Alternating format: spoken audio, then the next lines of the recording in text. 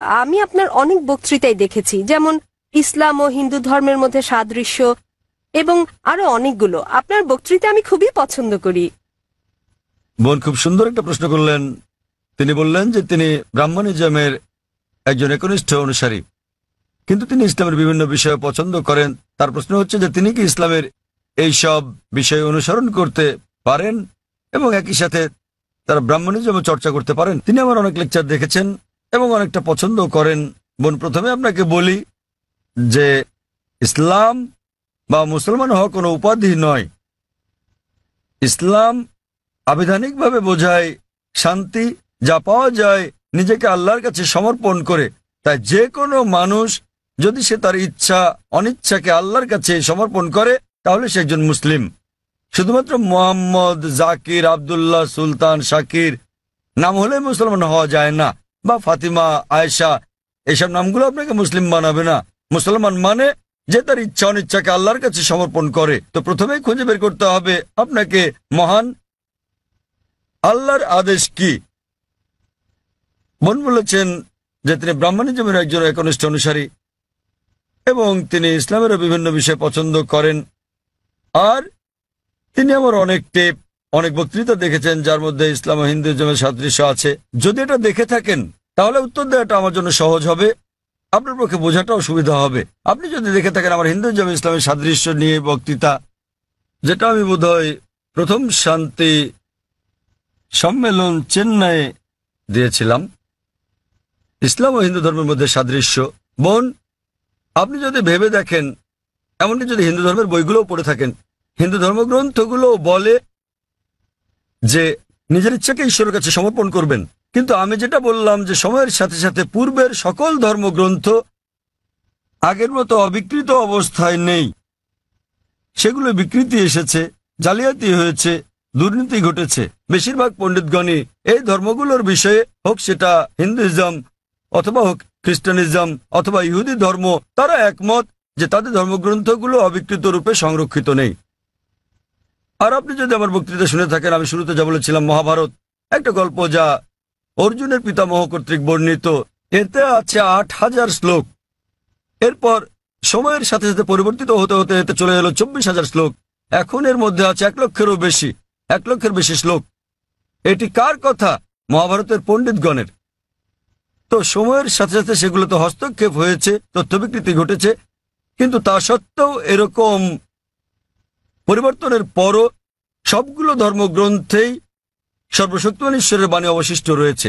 এবং আপনি যদি আমার বক্তৃতা শুনে থাকেন, সকল ধর্মের মূল কথা হচ্ছে সর্বশক্তিমান ঈশ্বর একজনই, তার কোনো মূর্তি নেই, তার কোনো ছবি নেই।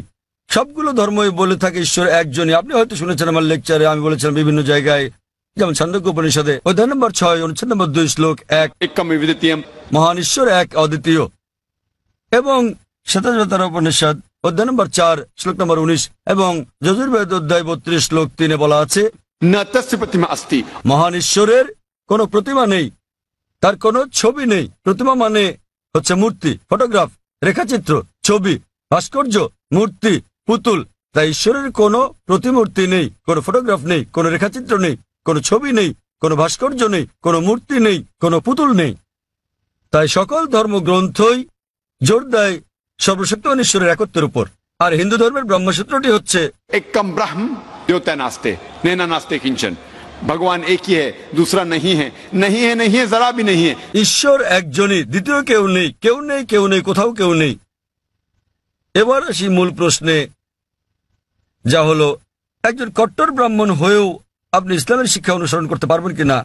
বোন, একজন সাধারণ ব্রাহ্মণের পক্ষে মুসলিম হওয়ার চেষ্টা করাটা কঠিন, কিন্তু যদি কঠোর ব্রাহ্মণ হয়ে থাকেন, বেদকে কঠোরভাবে মেনে চলেন, তাহলে আপনার ইচ্ছা অনিচ্ছা ঈশ্বরের কাছে সমর্পণ করতেই হবে।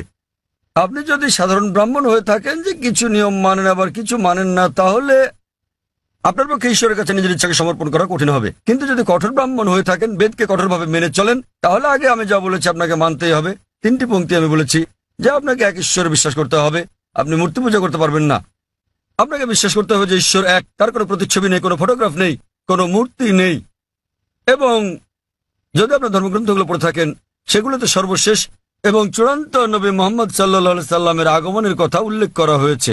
আর আপনি যদি আমার বক্তৃতা ইসলাম ও হিন্দু ধর্মের মধ্যে সাদৃশ্য আর হিন্দু ধর্মে মোহাম্মদ সাল্লাল্লাহু সাল্লাম এই দুটো দেখে থাকেন, আমি বিস্তারিত আলোচনা করেছি যে নবী মোহাম্মদ সাল্লাল্লাহু সাল্লামের কথা আপনাদের ধর্মগ্রন্থে আছে। তাই যদি আপনি খাঁটি ব্রাহ্মণ হয়ে থাকেন তাহলে আপনার এটা বিশ্বাস না করার কোনো সুযোগ নেই যে ঈশ্বর এক, তার কোনো চিত্র নেই, কোনো মূর্তি নেই।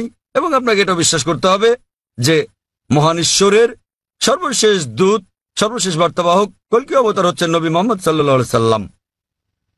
কিন্তু যখন আপনার ধর্মগ্রন্থ বলে যে আপনাকে কল্কি অবতার চূড়ান্ত দূতকে অনুসরণ করতে হবে, তো যখন আপনি এই দূত নবী মোহাম্মদ সাল্লাল্লাহু আলাইহি ওয়াসাল্লামের বাণীগুলো পড়বেন তখন আপনি দেখবেন যে এই কথাগুলো আপনার ধর্মগ্রন্থগুলোতে যা লেখা আছে তার সাথে মিলে যাচ্ছে।